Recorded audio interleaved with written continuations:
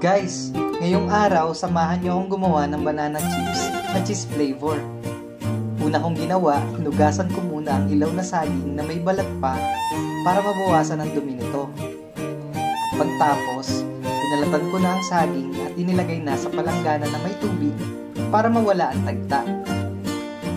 Hiniwa ko na ito ng maninipis na naaayon sa gusto kong nipis at ready na itong isalang.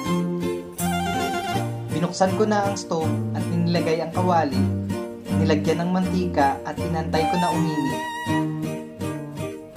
Bago ilagay ang mga nahiwa kong saging. Guys, sa pagluluto ng banana chips, kailangan hintayin mawala ang mga bula bago ito hanguin. At kapag nawala na ang mga bula, ready na itong hanguin at lagyan ng cheese powder.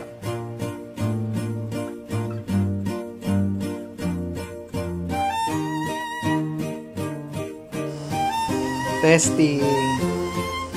Taste test time. Taste test. Try mo. Sarap yan. Bibida ko sa'yo yan.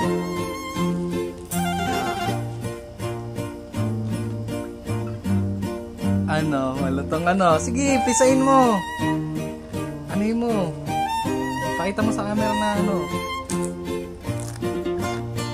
na sarap. Malutong Para kang bumili sa Tagaytay na. Malutong. Sarap. Masarap. Sarap.